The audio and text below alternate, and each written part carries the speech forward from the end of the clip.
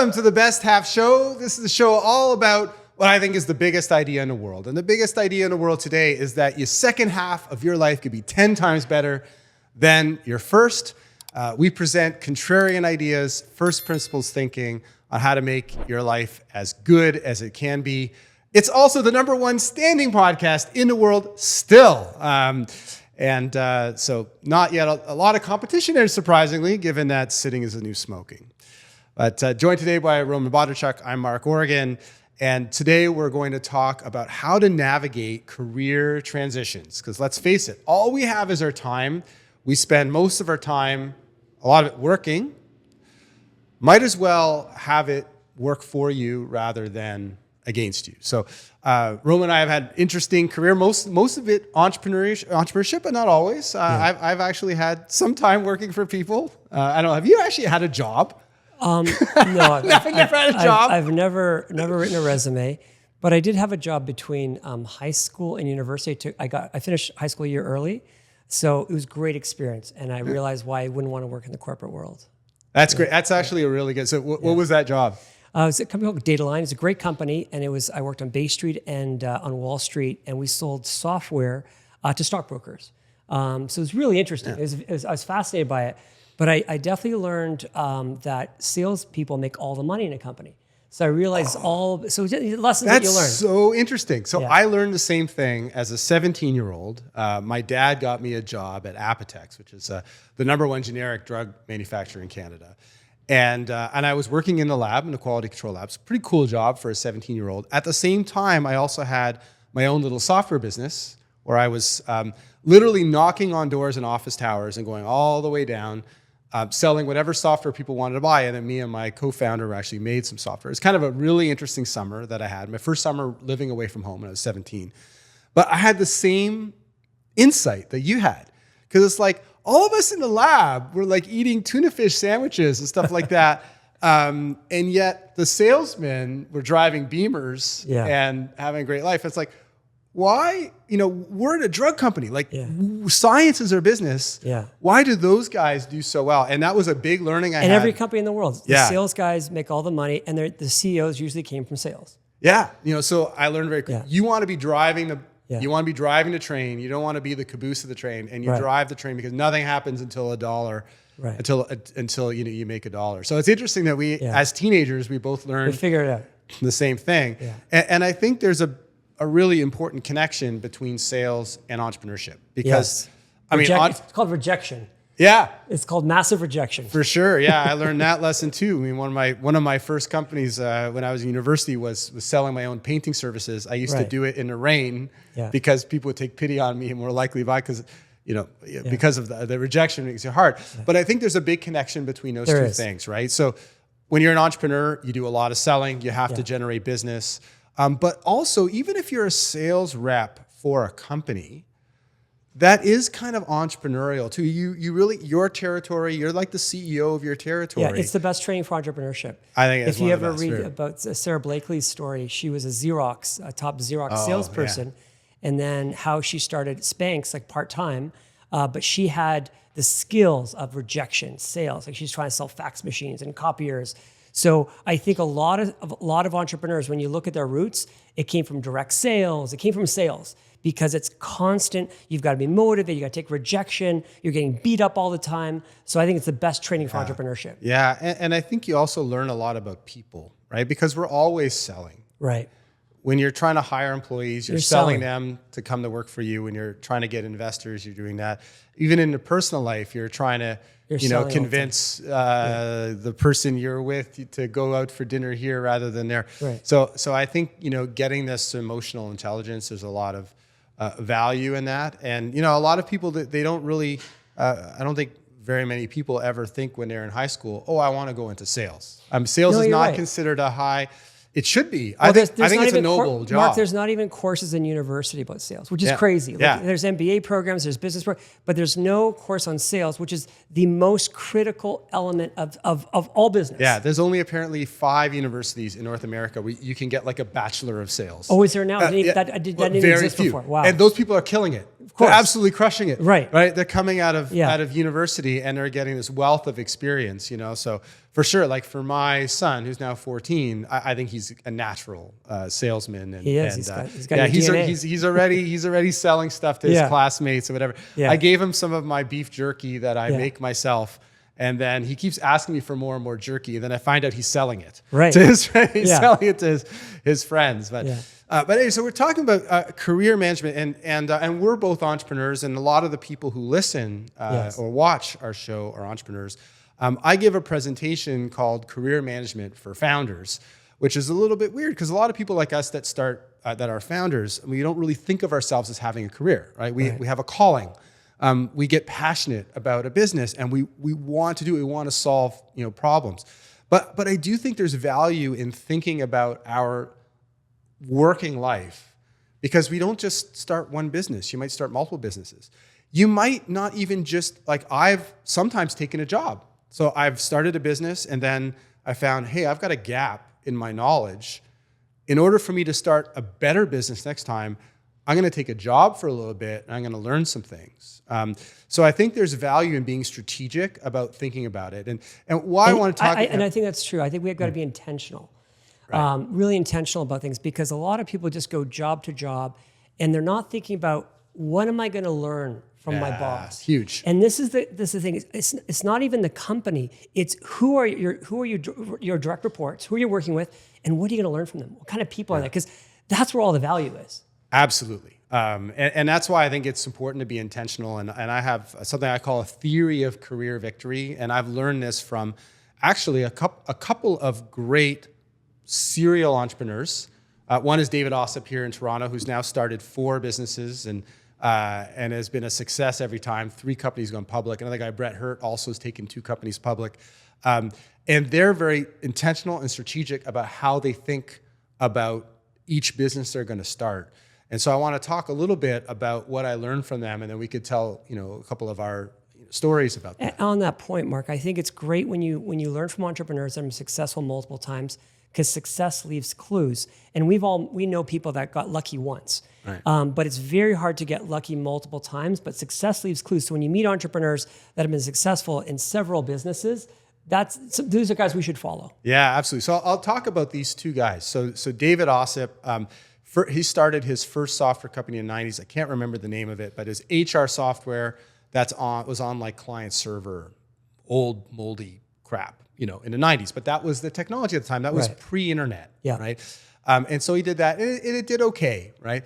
The next company he started was WorkBrain, which actually did much better and ended up going public. But WorkBrain is the same software, but on an internet platform. He sold to the same customers. Interesting. And that's part of his theory of career victory. He's like, I'm going to sell the same software to the same companies, but I'm just going to leverage whatever the new platform is and really, really nail that new platform. Because he knew the vertical. So once you know the vertical, you're going to expand the vertical, just moving platforms. That makes a lot of sense. Yeah, this is not so much, the vertical would be... HR. So I don't know what the name for that. The vertical I think of as like, who am I selling to? Right. He's selling to a pretty horizontal group. Like in my case, in my business is tight vertical around software and really application software. So very tight vertical customer focus. Mm-hmm. But he had a very tight focus on more the function. So got it. It's not a vertical, it's a function. He's like, I'm going to nail this function of HR. Then this is an amazing story. Then he started a company called Dayforce. And Dayforce is the same thing. HR software, but now it's on a cloud internet backbone. And he made a very bold decision about a year in where he developed a strategic partnership with a company called Ceridian, which is a public company that's been around since the 50s. And he's like, I'm going to go and bet really big on this strategic partnership. And eventually, Ceridian bought Dayforce. And the crazy thing is, within a year, David became the CEO of all of Ceridian. And now he changed the name to Dayforce. It's public on Toronto Stock Exchange. It's like a reverse takeover. It's a reverse takeover. Yeah, it's amazing. It's genius. But he gave a presentation about his theory of victory. He's very intentional about it. Yes. And he's like, I'm just going to do this until I retire. Yes. So there's going to be a new platform in the next few years. Yeah. He's going to do that again. Yeah. Brett Hurt did something a little bit similar, but there's some differences as opposed to nailing the function. So he he exited a company called Bazaar Voice that does a lot of reviews online for the consumer for consumers. But his previous company, he noticed how powerful reviews are. He's like, you know what? I really want to double down on this, but I'm going to sell to the same customers that I sold to before. So he really inspired me between my Eloqua business and Influida business. I'm like, that makes sense. Yeah. It's so hard to get customers. I'm going to go and double down on that. So I developed, for myself, a theory of how I am going to do well in my career. And part of it is like, I'm going to keep betting on the same customers again and again. I'm going to leverage disruptive technology. I always want to be at whatever the next platform is. So that I kind of took from David Ossip. And sometimes I might have to take a step back or a step sideways in my career in order to get the knowledge that I need. So, I think you made a great point about you need to always be learning. So one of the challenges at my Eloqua business, as you may remember, because we were business partners back then, was the software was not easy to use. We had a big ease of use problem. It wasn't a great skill that we had as a company back then. We had no product management or design. Yeah. And ultimately, it led to me exiting the company probably before my time. One of the things that I did was I took courses in product management, and I became a CMO of a product management software company. And I had a chance to interview like 50 heads of product. And I learned so much about product management and design. So for my next company, when I started Influitive, it had much better, like my second employee was somebody who was in product. We invested in design really early. Again, kind of being intentional, about that. Yeah, I was thinking about when you're telling the story about David, same industry, 3 times. So one of our investors, a good friend of mine named Ken Krima, he started a call center business, sold it like a 10-figure exit. The day his non-compete ended, started the same business all over again, did it again, sold it. Like he's done it 3 times. So sometimes just really mastering just that one industry, and you can literally do it multiple times.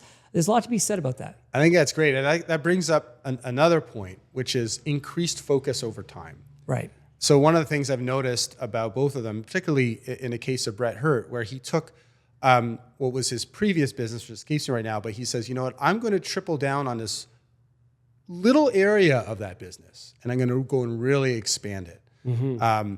And so I developed something the 80-20 of career management, which is look at your last job or business, right, that you started. What is the 20% of your activities that drove 80% of the value? What are the 20% of the customers that drive 80% of the value? And how do I triple down on that? And how do I do none of that other crap? Right.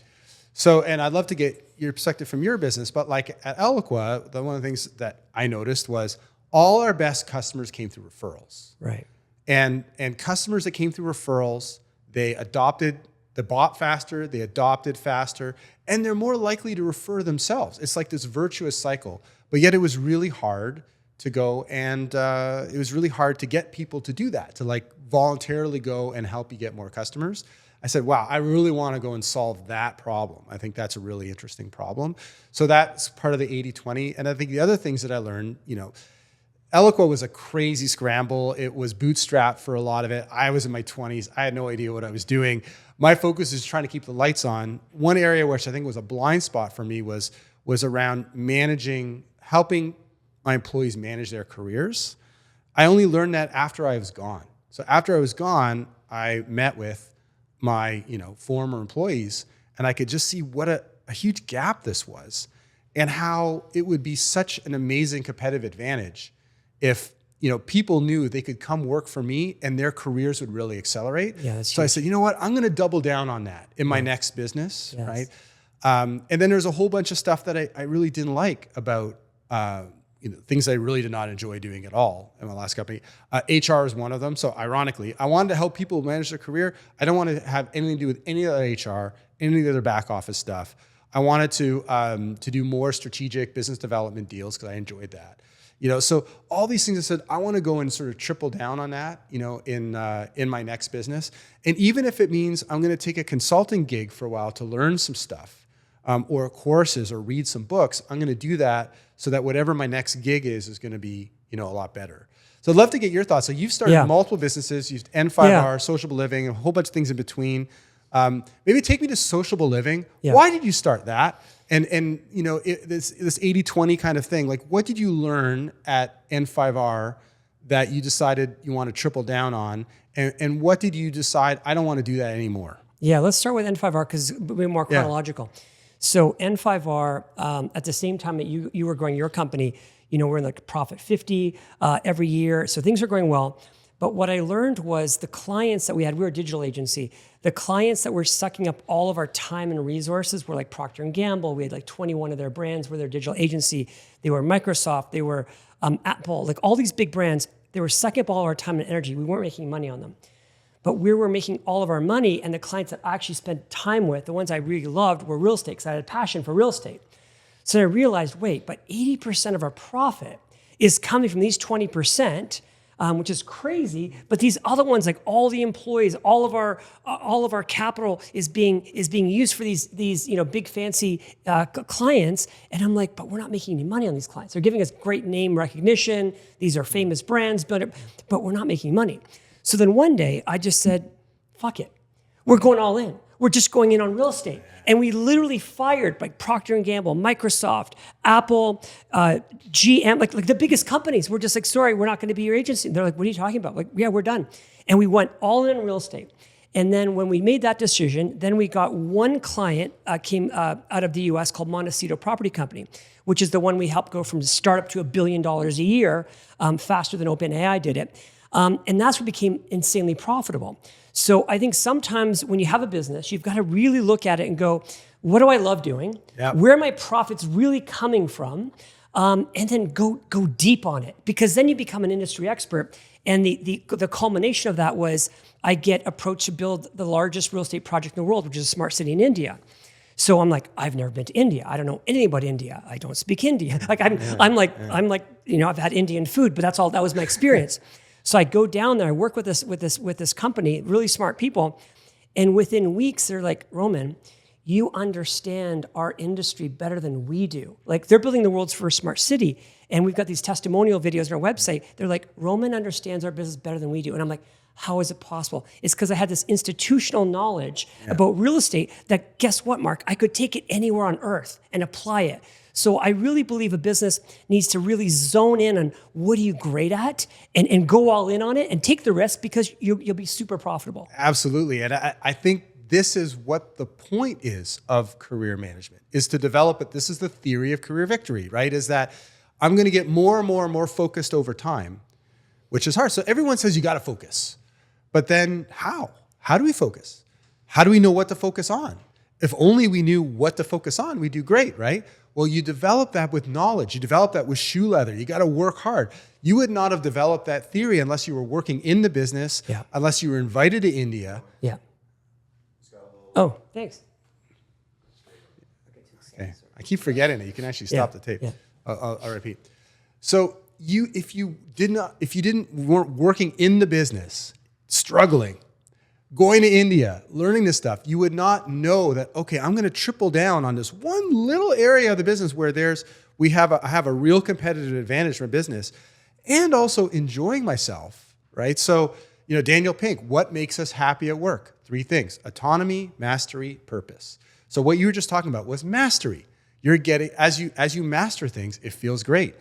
It's becoming in line with your purpose. You really want to help people. You love to help people go and market and stuff. It's in line with your purpose. I want to talk about downside to this. Okay. So if you're a business owner and you're like, oh, that sounds great. We're going to go put all of our energy in the one industry and go all in, which was very successful for me until 2005, 2006. So now I'm in the US. We have an office in Vegas, office in Florida, and we're all in on real estate. We're going all in on US real estate because we're geniuses.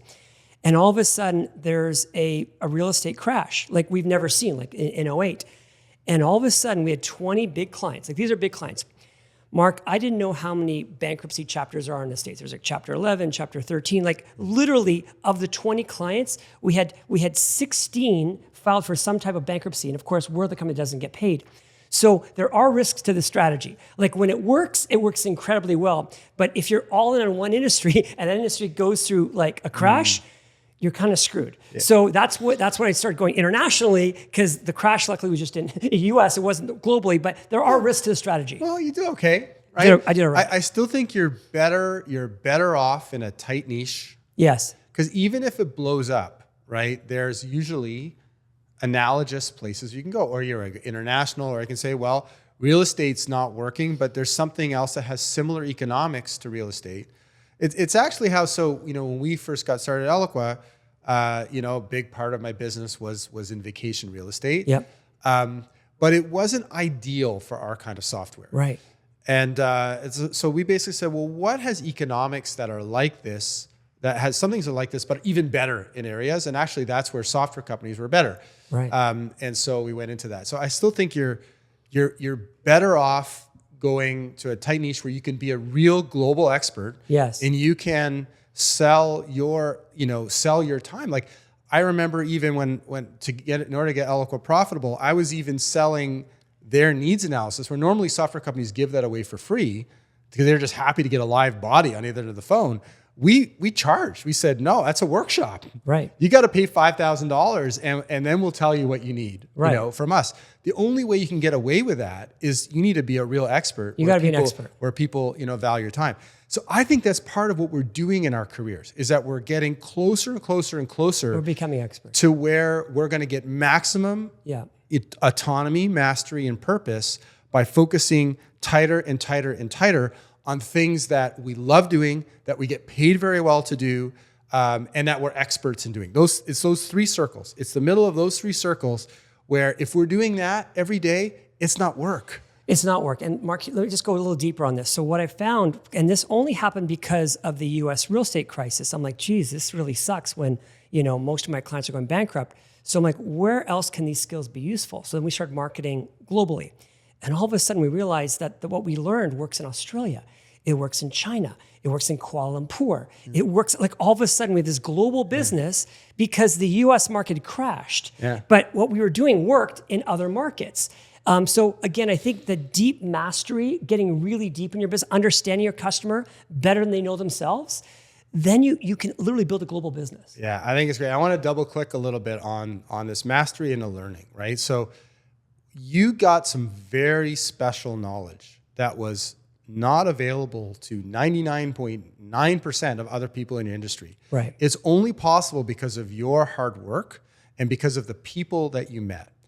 And so, I had a call with someone in our network who is trying to figure out his career. Right. And he's not very happy where he is, and also believes that, you know, technology is going to come and steamroll. He's right. AI is going to come and steamroll whatever he's in. Absolutely. And actually, a lot of people who are watching right now and listening, 80% of you are going to be AI is going to steamroll your industry. Yeah. But it's an amazing opportunity because it deserves to be steamrolled. Yes. And you need to figure out how to be driving the steamroller rather than being steamrolled. Correct. And so he's like, should I take some courses, you know, whatever. But my advice to him is, well, I have done some courses before to get knowledge. What my experience is the best knowledge you'll ever get in life is when you speak to people who know what they're doing and off the record. Yeah. And so what I advise him to do is, well, because he wants to be in technology side, is that go talk to the CIO of your company. Go talk to CIOs of other, because he's in the financial industry, and ask them, what are you buying? What are you excited about? What kind of software are you excited about? Now you're developing, you're learning what Peter Thiel calls the secret of the universe. Right. You're learning some things that very, very few other people understand. Now I've talked to 5 CIOs. I've now heard about, 20 interesting pieces of technology, and maybe you hear the same one 3 times. Oh, maybe that's the one I should go into. And you don't necessarily have to be an entrepreneur. So we're entrepreneurs because I think you maximize autonomy, mastery, and purpose. But for this guy, maybe since he loves doing deals all day long, maybe he should be a sales guy. You can make way more money as a salesperson than you can even as a CEO. My top sales rep made twice as much money as me as CEO. Yeah. And that's normal. That's normal. Yeah. And you're going to get a lot of knowledge out of that while making money. So maybe as a transition to building a business, not everybody is ready to make that jump as an entrepreneur right away, but that might be a bridge. And that's part of my theory of victory. I'm going to bridge myself from here to being a business owner. I really do believe to maximize autonomy, mastery, and purpose, you have to do that. But maybe I can be a sales guy for a bit. I can learn on someone else's dime and learn about some new hot piece of technology that I know is demanded by the marketplace. I have data now that shows it. I have data that very few people have. Now I have something I can really build a great career transition out of that. I think it's really good advice. And what I was thinking about was I've read a lot of business books, a lot of business biographies, like a lot of books. But what I found, Mark, is they weren't super useful in terms of the how-to, because just because somebody did it that way, like it's very hard to replicate that. Even for ourselves, if I go back and I want to recreate my successes in my business, it's all changed. The world's changed. So even me doing the same thing again, it's not going to work now, right? So when you read somebody's book about here's how I did it, and you think it's going to apply to you, it's not. So I think, but the conversations are pivotal. So when you talked about speaking to somebody off the record, so one of my life-changing conversations was Ken Mariosh, an incredibly successful developer. He was a consulting client. He took me on his Gulfstream 4, I think it was, some crazy like speed record. We're going to St. Augustine to my house. And just before we got off the plane, he's like, Roman, you know, I've listened to what you told us to do, and we're going to do it. He goes, I just want to give you some personal advice. I'm like, of course, Ken. The guy's been super successful for 40 years in 2 countries. And I said, what is it? He goes, Roman, you got to get out of the US. I'm like, what do you mean? He's like, when the real estate cycle goes down, it's a very long process. He goes, you're too young and too smart to sit there and wait it out. He goes, go back to Toronto, go back to other countries, they need you, and you're gonna be super. I'm like, but Ken, I live in Florida and I drive a golf cart, like I love my life here. He goes, that's great, Roman. He goes, you can come back, but real estate cycles are very long. So, and my wife at the time, she kept telling me like, we gotta go back. And I didn't want to, but literally I call her from the plane, I said, hey, Kelly, let's meet. Ken and Patty want to talk to you. This is the couple. And they said, yeah, we told Roman he needs to go back to Canada now. And she was like crying, yeah, I've been telling that forever. But sometimes you need that expert, the expert from afar to give you that advice. But that was groundbreaking for me. So we need those conversations. It really is. I think I'm glad that you mentioned that. I mean, that was great. That was personal advice. I've literally flown halfway around the world. In fact, I had 2 meetings. One, I flew all the way to China in order to talk to a guy who had built this incredible labor arbitrage model for software services that I've leveraged ever since. I literally went to Hangzhou, which is where he was building this incredible sort of people factory, and learned how to do it. And then I flew to San Francisco from there because a friend of mine every 2 months had CEOs that would basically do these off-the-record talks. There would only be like 30 CEOs like me in the audience. You have somebody who is really successful and speaking off the record things that you never would read about, all like the crazy stuff with their VCs and boards and whatnot, and the most priceless lessons that I've learned. I think that's a lesson itself. Sometimes we have to get on a plane and take a flight for those meetings that even if we can't afford. I remember we were starting our business and there's an important meeting in London. So I had enough points to get to London. I couldn't stay at the hotel. The hotel was too expensive to stay in. I had to fly back that night. I've flown for client meetings in Hong Kong. I've flown to meetings in Kuala Lumpur to meet the right people. And these were like life-changing. So sometimes people go, I can't afford it. Well, you can't afford it. These can be life-changing meetings, but you've got to get on the plane. Yeah. You've got to take the risk. That's one of the things I tell my coaching clients is that, when in doubt, get on a plane. I mean, It almost always works. The meetings that you have are almost always, in my experience, have been great. And yeah, I think, if I could wind back the clock, to back in my university days, I would have spent much more time networking with people. I mean, I did. I mean, almost all the people that the management team at Eloqua was mostly people from Queens. Right. I would have spent even more time developing and nurturing those relationships and networks. I know we spoke about this morning. So just think about the power of just being in the right place at the right time. So imagine being Steve Ballmer in the Harvard dorm room when you become friends with Bill Gates. Yeah. For those that don't know, Steve Ballmer was a friend of Bill Gates, becomes a president, CEO. He's now richer than Bill Gates, which is just like, because he didn't sell any shares, and Microsoft are just smart. Think about, I think his name is Ricardo, was the co-founder of Facebook, because Zuckerberg at Harvard couldn't afford servers. So his friend at Harvard, said, hey, I'll give you the servers. He got a percentage. He got $18 billion for that. So sometimes just being in the right place, that proximity is power. So it didn't really matter what grades Zuckerberg got in school or Bill Gates got. I mean, they both dropped out, like Steve Jobs, like most of the billionaires dropped out. So it wasn't the grades that were important, it was the connections, it was the friendships they made. Yeah. And this is a good time, speaking of connections, if you're enjoying this episode, to please like and subscribe and make some comments, and we'll respond in there. We really do want to hear from you. We want to hear how we can make these episodes more valuable for you, and it helps the algorithm out. So here's why it's a benefit to you, and I didn't realize this till recently. When you subscribe to our channel, The Best Half Show, here's what happens. The algorithms will now feed you content very similar. So you're actually going to get the best. You're literally going to start seeing feeds from the best, the smartest people, which is incredible. So I always thought the benefit to you subscribing was for the channel, but what I realized, the benefit's to you, because there's so much nonsense in your feed. There's so much crap that we have to look at. But when you subscribe to really great content, you're going to hear from the smartest people. So it's a great advantage to you to hit subscribe on whatever platform you're using right now. I never would guess that you have a background in sales. I mean, you're such a sales guy. But it's true. I just learned that. It's hilarious. But I just love the way you sold that. You're absolutely right. But man, you're so Mark, good. You're so good. Mark, did you know that when you read an article and I read an article, let's say online the same way, they actually show you different comments than the comments I see. So for example, let's say blows your mind. That's how powerful these algorithms are. So for example, let's say it's about health.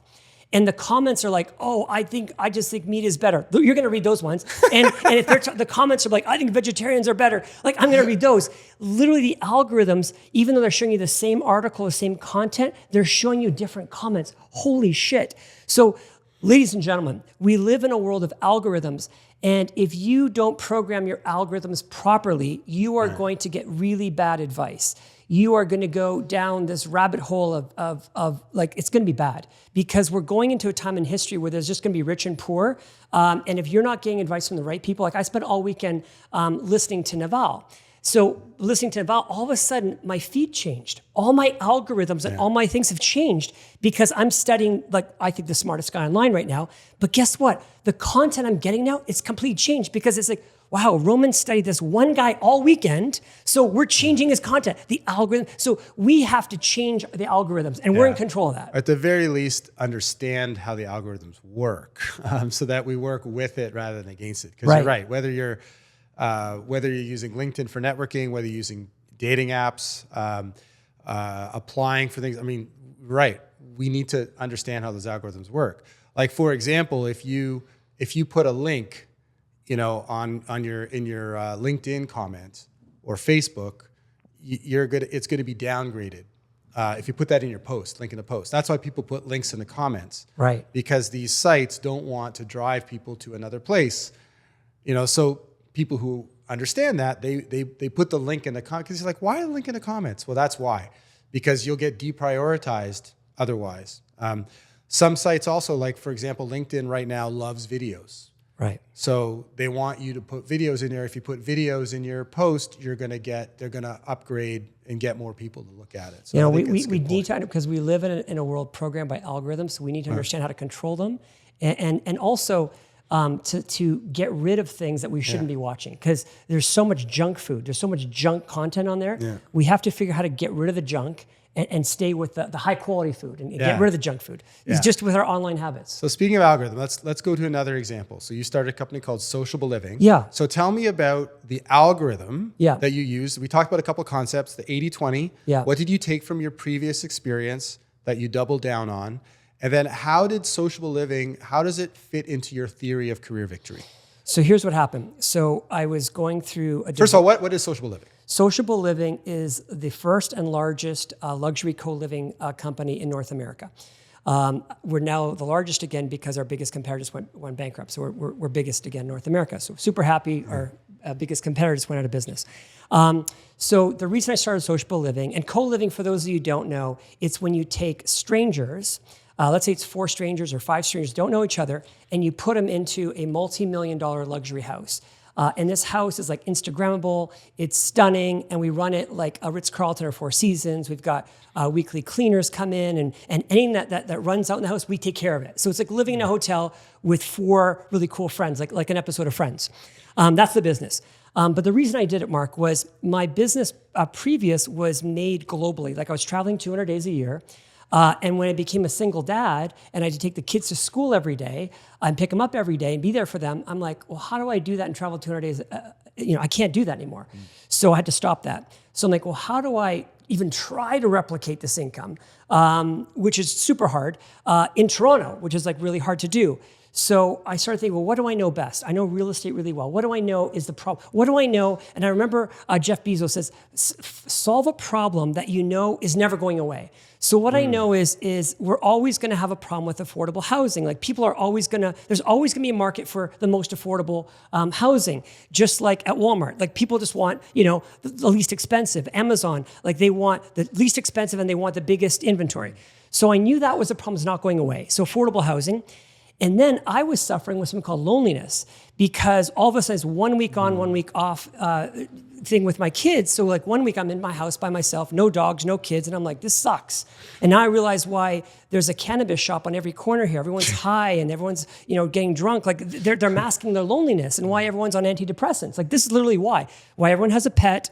It's because they're lonely. This is about loneliness. So I'm like, how do I solve those 2 issues? How do I solve the loneliness issue and affordable housing? So, and it took a year to come up with this, but we came up with this thing called co-living. So now we have the least expensive option to live in Toronto. We have literally the most affordable homes, but you're living like in this $2 million luxury house for like under $2,000 a month, which is crazy because just to rent a 1-bedroom right now in Toronto, it's $2,500 and it's unfurnished. You get nothing for it and you're living in like a 200 square foot box and you're depressed as hell. So we solved the affordability issue and loneliness. And what people, when we match them within weeks, Mark, they become best friends. Like we changed people's lives. So that was the inspiration for Unsociable Living. Yeah, that's cool. So you learned a lot about real estate, and there's some things that you learned about it and about the affordability issue, that there's always going to be a drive to spend less in a time where things are increasing a lot in price. And then it looks like you also looked at some important trends that were happening. One of the trends is towards loneliness, and people wanted to solve that. We talked about that in a previous episode. Which is super hard.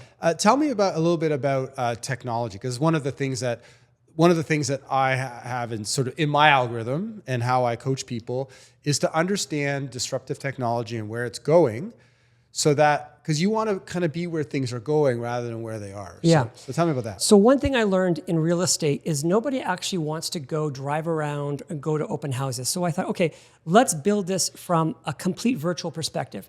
So we don't do any tours. It's all virtual. We have 3D tours, 3D Matterport tours. We put all of this information online, and you make a buying decision, a renting decision online. Step 1. Step 2, because it's just too time consuming to go and meet people. Number 2, we used AI. Before it was called really AI. It's a tool we've been using now, I guess it's been 5 years. And we can take just by your name, we can search, and it happens in seconds. We take every social media post you've ever done your entire life, and we match it with your roommates, and it gives us an incredibly accurate idea of your personality. Like so good that if I showed your mom, she'd be like, yeah, that's definitely Mark. Like it's that accurate. And then we overlay that with your potential housemates and go, are they going to get along? So using, again, this AI tool to match people. And of course, we do criminal checks, background. It's all done online. So all of this is technology. And so the entire process was done. We have one full-time employee right now, and we have a lot of contractors, but one physical employee that's managing, because it's all software. It's a software business. Yeah. So that's how we've done it. That's awesome. Yeah, I think that's a great story. So I think that's one of my things. So in terms of navigating career transition, have a theory of victory that is going to maximize my autonomy, mastery, and purpose. I want to get more and more and more focused over time. Like your business is more focused than what it was, 20 years ago. What's the 20% that drives 80% of the value? Where is disruptive technology going? How do I be in the middle of that? Right? How do I be in the middle of trends? Like what you're doing is part of 2 important trends. One is towards to cloud computing that's personalized, and then AI. Right? So when disruptive technologies come together, drones and AI or 3D printing and robotics. Like whenever you take two different or three different disruptive technologies, if you're in the middle of that, you can create something really, fabulous. And you don't have to actually be doing the disruptive tech. Like you're not an expert in AI, no, nor are you expert in software. I'm just using these tools. But what you do understand, which I really love, is you really understand the user or the customer. Right. Understand them really well. Intimately. At the psychological level, yeah. right? I understand the feelings that these people want to have. Yeah. And I'm going to use technology in order to give them what they want, right? So because I run into a lot of people who want to start a business, and they want to start a tech business. Right. And they're like, oh man, do I have to be an expert in AI and or software? I'm like, no. Be an expert in a user. You got to understand a problem that very few other people really understand as a big problem. Yeah. Right. So you get, again, a secret of the universe. You understand that, and then go and say, okay, now let me see how the confluence of technology can help these users solve a problem. And Mark, I think this is true in every company. Yeah. So every company can get better with technology. For example, what I learned, because I've been buying real estate and been a landlord for, I guess, 40 years now, so I was 14. And today, even in 2024, most landlords require checks. They want a first month, last month, they want post, they want checks. Like, I don't know about you, but like we probably don't use checks. Like we haven't used checks in a long time, but yet every landlord uses checks. Like this is the most outdated system. So the fact that we 5 years ago said, yeah, if you want to give us a check, that's fine, but we'll take PayPal, Stripe, we'll do online, like completely digital. You want to pay us in Bitcoin, great. Like any digital, and people are like, oh, great, and then you automatically we can do that. So that was again not a big technology, but when you're at an industry that's still taking checks and we're doing everything digitally, that was a big one. Well, what it really is a user experience. The user experience. That's it. Because you're right. It's an outdated thing. The user experience of checks sucks. I agree. I had that experience recently where it's like, what? I got to dig up some checks. I got to go order the bank. You got to order from the bank. You got to pay $100 to get, like, it's ridiculous. It's right? ridiculous. It takes weeks. And it's a poor user experience. But when you're in a fuddy-duddy old industry, like they don't care about the user experience they don't care anymore. The next thing in real estate is everybody requires a 12-month lease.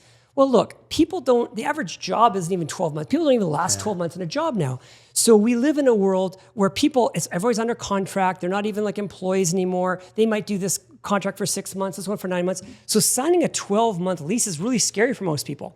So what we did is said, no contracts, no leases. Yeah. We can go month to month. So obviously there's discounts if you commit to a longer term, but we just said no 12-month leases. That's completely archaic.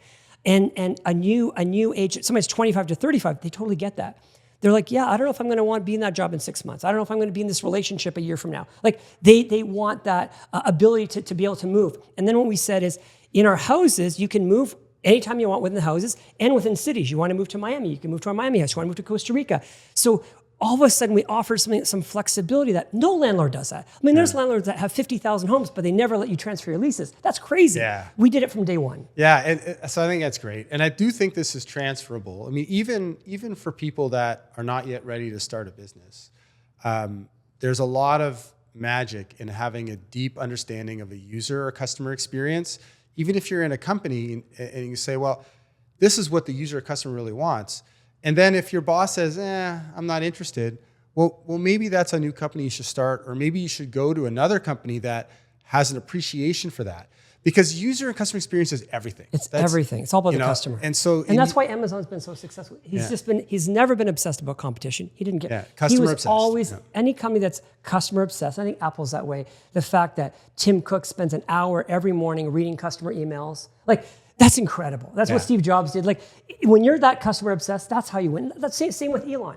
Like you tweet Elon about some feature you want Tesla, like next thing you know, it's on the roadmap. Yeah, that's amazing. It's amazing. And I think everybody could do that, even if you're an employee. Again, I'm not a big fan of being an employee, but sometimes you got to do it. Yeah. And if you're going to do it, right, if you can make your customer's life better, if you can drive more value and experience for your customer or user, you're going to do well.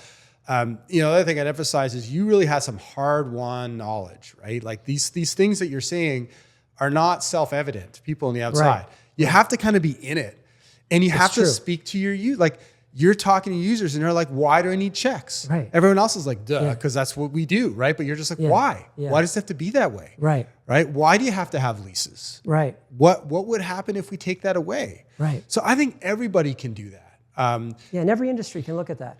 The other thing we found in real estate is, let's say you move into a place, Mark, but now you got to pay like Bell Canada for your internet, or you've got to pay for hydro, for water, all these different companies. But imagine you're trying to manage that with roommates. Now you've got like 4 or 5 different bills. So we're like, hey, what do we know? They all have Spotify, they all have Netflix. We just bundle all that. So our pricing just includes all that.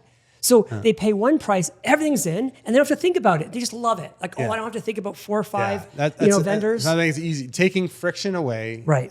It works every time. If you think about really the direction of technology is just to make things less and less frictionful. Right. Think about we used to write articles, and then we wrote blog posts, and now we wrote tweets, and now you do. It just gets simpler and simpler and easier over time. But yeah, that's one of the things that when people ask me advice, because I've started a number of businesses, and they're like, I want to be an entrepreneur. Like, how do I do that? And the wrong thing, I think, that a lot of people do is they dream about products, because they use Apple products or Tesla products, and they're like, I need to come up with an amazing idea for a product. And then they come up with an idea, and then they fall in love with it. Okay, I remember you called me up and it says, I have this idea, right? I have this idea for like a calendar linked to whatever, which is a shitty idea, but whatever it is, that's my idea. You're like, I think this product would be great, right? And my advice to you was, stop thinking about product and start thinking about your target audience, your user, right? And really become an expert in them. And the other thing I tell people is like, just start to become aware of pain, of your pain, right? So, so for example, a lot of people who rent, have to go get checks, and they don't think about it like, oh yeah, I guess that's just the way it is, right? But instead of saying this is just the way it is, say, why? Right. Why do I need to go through this? Right. Does it have to be this way? Right. Because maybe it doesn't. So even if you're in a company, okay, you don't love it, your boss sucks, they tell you to go work at 8 in the morning when you want to do your yoga or whatever it is, and you're not happy. What do you do? Well, one of the things you should do is be aware of the pain that you feel every day, the frustration that you feel. And not all that frustration can be dealt with, but some of it can. And then maybe you develop a theory and say, I think that this frustration that I have, other people have it. Is that true? Well, you can go find out. I believe that if I had this solution, I think it would work. Can I develop a prototype and have it work? I remember my first product at Influitive was a piece of paper with some boxes on it, and we'd go into Starbucks and say, how would you use this to solve this problem? And literally have people touching buttons on a piece of paper. Why? Because a piece of paper takes 30 seconds to go and mock up. It doesn't cost anything. Right. Whereas building a piece of software actually takes some time. So you can develop a theory, a hypothesis, and say, I think other people have this problem. I think this solution would help people solve their problem. You can test that out before you spend $1.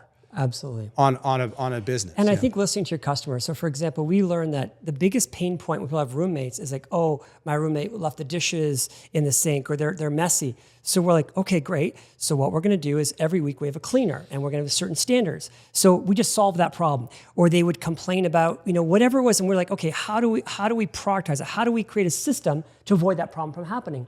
And I think that you only get that feedback by intimately knowing your customer. Yeah, it only comes from, being in the business, working hard, right? So again, I love what Peter Thiel calls the secret of the universe. Right. Whether you're an entrepreneur or investor, and it's really similar, whether an entrepreneur or investor. Okay, if you're an entrepreneur, you are investing your time in developing a business. If you're an investor, you're using your money to go and make, essentially speculating. They call it an investment. It's not really. You're a speculator. Okay, you have a theory that that we're going to get above average margins and growth in this thing for a long time because they have unique insight, because they have unique technology and that sort of thing.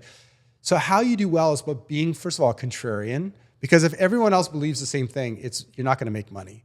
So you need to know something that so few other people in the world know. Yes. So when I started, for example, in Influitive, the only thing that I knew at the time, I only knew one thing.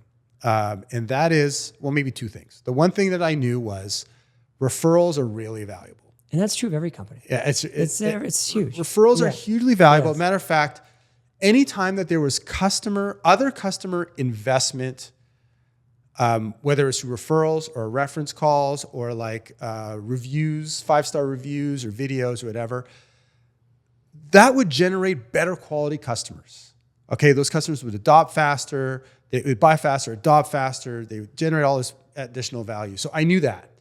And then the other thing that I knew was that when you gave customers, when you made them feel good about advocating, they would do more of it. Yes. That's all I knew, just those two things. And so I went out first on LinkedIn and says, I'm excited about this idea. I'm excited about this idea that customers could be better at sales and marketing than your people. 100%. So that's my idea. Yeah. I think that this is a thing. Yeah. And I want to talk to people who are excited about the same idea. Yeah. And so I started to talk to people. And then I started to talk to people who, just like, how you advocate for Tesla, for example. Tesla's got an amazing advocate army, right? You'll talk because they have zero advertising. They've never advertised. You've never seen a Tesla ad because they've never advertised. But it's a company that everyone in the world knows. The only ads that they've done are ones created by their customers. Their customers literally create ads for them, and they go and run it. Yeah. But you're a very powerful advocate for things you like. You're an advocate for F45. Yeah. You're an advocate now Apple for and Tesla. Upgrade Labs. Upgrade Labs, yeah. Okay, there's a bunch of things that you will advocate very powerfully for. Sure. So I would ask someone like you, hey, Roman, how would I get you to talk about F45 every day? Right. What would I need to do for you in order to do that? And so what I heard was, well, if it would help me in my career, if I got more feedback, that if I advocated that for a company that I would get, I would learn that it actually worked. That if F45 made me feel like I'm part of the team, so those are the things that I heard. All I did was build a business around that. I says, you know what? That's what we're going to do. We're going to make customers like you who, when you find a brand you love, you talk about it. We're going to make you feel like you're part of the team. We're going to make you feel like we're going to give you feedback on your performance, and we're going to improve your life and career because of your advocacy. And then, it became a company worth $150 million a few years later. Amazing. But it's because I learned something that no one else did. And this is actually really great. I had this idea for a company. I developed a PowerPoint deck. Of course, that's what you do when you're in sort of VC tech world. And I went to go and see a great investor. His name is David Skock. He's truly one of the greats, both as an entrepreneur and investor, general partner at Matrix Partners. And he gave me a Series A offer when I was at Eloqua. And I went to go see him in Boston, showed him my business, and he looks at me and he says, Mark, please do me a favor. Don't build this business. This business is going to fail. I'm like, oh, and I really respect this guy. Right? I'm like, why? He's like, look, I built a number of companies. I have all these portfolio companies. People are not going to experience pleasure in advocating for companies. They do it out of a sense of obligation. And exactly, I says, David, I don't think you're right. Yeah. And you know how I know you're not right? Is I've interviewed hundreds of these people. Right. You had a conviction. Okay? You knew. I had conviction out of it. And then I got really excited. Yeah. Because now I knew I was onto a contrarian idea. Right. Because this guy said it's not going to work. Yes. And I knew, because I talked to users. Yes. Just like you talk to your users. You talk to them. I'm sure you had people tell you this isn't going to work. Everybody. People are going to want to live with strangers. Mark, everyone told me no one's going to pay $2,000 a month to rent a bedroom from you. Yeah, okay. Yeah. But you know what? You did your homework, right? And you knew, no, they will. Because you know that kind of experience that they want, right? The experience that they want. And so that's what I learned. I learned about the experience that customers wanted when they're advocating for a company. And it's different from their customer role. Yeah. They're looking for something else. So I interviewed these people. I learned this stuff myself, and I knew that it had a really good shot of working because of all this experience that I have. So well, that's huge. I want to just jump to another topic, Mark, because we had this internal debate before about, should everybody be an entrepreneur? So of course, two entrepreneurs that have been successful go, yeah, everyone should be an entrepreneur. The reality for me is I don't think most people are going to handle it. I don't think most people can do it. Just like salespeople, it's like 5% of people identify themselves as a salesperson. So if you haven't worked on your personal development, if you haven't built those muscles, you're probably going to fail. If you are not so self-disciplined that you can't get up in the morning or work out, then you probably are going to have a struggle with your business. So my argument would be, everyone could be an entrepreneur, but you've really got to build the skills. And sometimes that takes years before you're ready. And I would argue, if you're going to try it, start part-time, weekends and evenings, and then build that business. And then when you get an income that's close to what you're doing, then go for it. Because I think most people will fail, but I know you have a contrarian view. I have a different, so I think it's so amazing being an entrepreneur, because that's how you, especially if you build it right, you maximize autonomy, mastery, and purpose, right? If you're an employee, you don't have autonomy generally. I mean, some employees have, and again, the more you're at a startup as opposed to working for Big Co, right, I think you're going to get more autonomy. Same thing, mastery. Can you really master something being an employee? Not as easy. And purpose for sure is difficult, and that's why, I think so many people who are employees, like, they really live for their vacations or their kids. Yeah. But when you ask people, do you love your job? Like, most people don't. But when you talk to entrepreneurs, like, do you love your job? They're like, what job? I do what I love, right? Yeah. So I think it's really worth it for people to explore that. I mean, I myself have not always been a disciplined person. I remember I'm almost kind of, this is the first time I'll ever say this live. I'm almost embarrassed to say this, but when I started Influitive, and I was an experienced entrepreneur at this point. I started Eloquent and Successful. Yeah. I had the bad habit of trading. I was doing day trading, swing trading. Yeah. And even though I had started my business at Influitive and we were writing software and whatever, I was still spending over 2 hours a day. Right. And I was doing this day trading stuff. Until one day I realized, because I'm writing $50,000 checks every month to my developers to write this product. And one day I just realized I'm in trouble. Yeah. First of all, I'm addicted. Yeah. Okay. Yeah. I'm addicted to the dopamine. Of course. Okay. Because it's not like I'm making a lot of money. Yeah.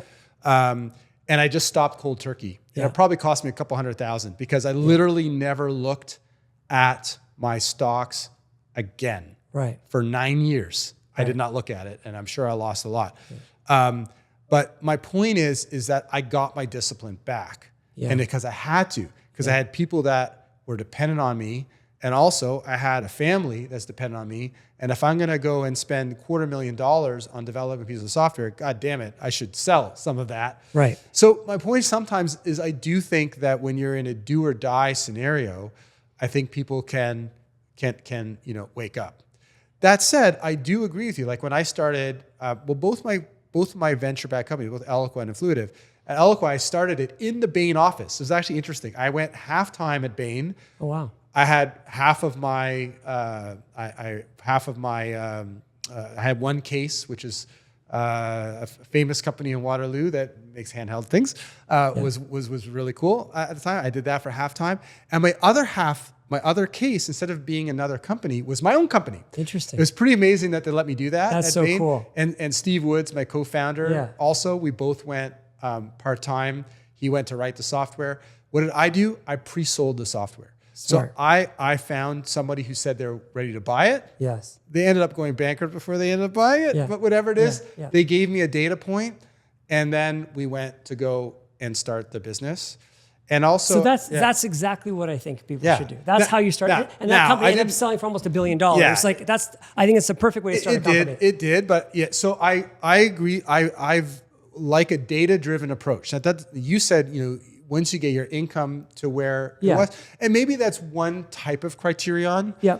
In my case, I didn't need to make money. What I needed was validation of the idea. So I'm a big fan of using data rather than opinions. If someone says, here's a check, 100%. here's the thing, Yeah, that's real. And so same thing, I started Influitive. Okay, I had some success already, but I gave myself a limit.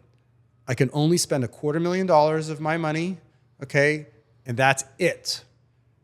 I'm not spending another dollar. So if in spending this money, I have not generated some customers, if I don't have a piece of software that works, if I don't have the media and other people, if I'm not able to attract the right kind of people, it's a bad idea. Yes. And we're going to start another one. Yeah. So I'm a fan of doing that ahead of time. That said, I think anybody who is excited about being an entrepreneur should find a way to at least try it. No, I agree. Look, it's the greatest sense of joy, purpose.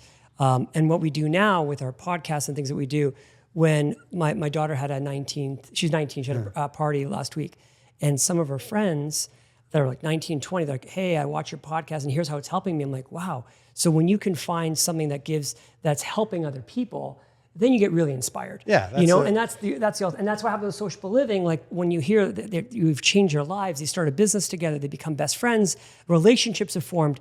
That's like life change. So making money is great, but when you get that kind of recognition from your customers going, oh, I love what you did, this is how you've helped me, it's priceless. Yeah, no, purpose is huge, and it doesn't feel like work, right? Yeah, it's amazing. And you know what, even if, we talked about a couple of other bridges to entrepreneurship, right? One of them is being a salesperson for a company in an area that you're excited about. Now someone's paying you potentially a lot of money. A ton of money. A lot of money to go and learn about an area that you're excited about. And your personal development, because hopefully you're going sales training courses. It's all about personal development. You're going to build your skill set. And that's huge because your income will only go as high as your personal development, which I've learned the hard way. Because sometimes you can get lucky, Mark, you can get income go here, but it will always, it's like your body temperature. It'll always go back to where your personal development's at. So it's really important. Yeah. You can only go as high as your personal development. Yeah, it's a great quote from the Navy SEALs, which is, people don't rise to the occasion, they sink to the level of their training. Right. And so your personal development is way the level of your training, right? Then you're falling back on your discipline, your physical habits, and everything. Daily habits. Yeah. So sales, being a salesperson or other customer-facing person at a company. Yes. Another one, and maybe even you can combine these two ideas, which is go to a startup. Yes. Okay. So go to a startup. So much. That's a smaller company doing leading edge technology. Again, now someone's paying you to learn. Yeah. You're learning about this incredible function, radical technology. You're interacting, I hope, with customers every day, which I think is better than being on the even if you're on a product side, you want to be talking to customers all the time. Right. Because that's the magic. The magic is when you learn that's the secret of the universe. You're talking to people out there, you're getting hard-won knowledge that very few people other have, and then you go and say, I'm going to go and start a business. A number of people at Influitive, were very open with me and saying, I'm not going to be here in 2 years. There's a lot of entrepreneurs that have come out of Influitive Shop. And in fact, I did the same thing when I went to work at Bain. I still can't believe they hired me. I mean, it's an amazing, Bain & Company is one of the leading management consulting firms in the world. It's like McKinsey and whatnot. It's a miracle they hired me. Yeah. But they asked me, so Mark, where do you want to be in 5 years? And I told them the truth, which is not here. Right. Right? I want to be starting a business. I'm here because I think I have important learning that I need to get here. Yes. Of which I did. Yeah. I mean, I would advise anybody, if you can work for a top tier management consulting firm, or if your kids don't know what to do, it's an amazing way where you can learn about all kinds of industries, where you can get an amazing brand name. And you'll meet some great friends, some smart friends. I think it's a great. Oh, my connections from there. The alumni network of Bain or McKinsey is incredible. It's unbelievable. Yeah. So I think it's a great way to navigate a career transition. But I think we should sort of wrap this up. Yes. And hopefully, so the key principles: have a theory of career victory. Understand, autonomy, mastery, and purpose. Like, understand your purpose, right? So that you can figure out where to make your next move. What's the 20% of what you used to do before that drives 80% of the value? How do you develop secret of the universe in terms of the users and customers and other people, and mainly around an industry, around technology that you can triple down on in the future? I've got a few more. Yeah. Do it now. We are living in a really scary time. It's 2024. We're going into a recession if it already hasn't begun. There's industries around us that are collapsing. If you're not using like ChatGPT 4.0 and Gemini, if you're not using these AI tools, you're going to be obsolete. You need to be using these tools because the only people that are going to have jobs are people that really know how to use these tools. But having a job that you hate, you're just wasting. You can't waste any more time. This is the time to take a risk. And sometimes you can take less money, but work for better people, smarter people. If you're going to work for a startup, which I love the advice, but find a startup that maybe they're like serial entrepreneurs, have been successful, or they're venture backed, they've got some money behind them. Because there's a lot of, most startups are not going to succeed. So you want to kind of hedge your bets. But I definitely think that working for a startup, if I was going to be an employee, it'd be a startup. It wouldn't be a big company. I remember one of my best employees, John Lee, one of our first employees, he left me, goes, oh, I got this great job at Nortel. I said, John, you don't get it. One day they're gonna, have a job cut, and you're gonna be cut because you're gonna be nobody at Nortel. It's exactly what happened.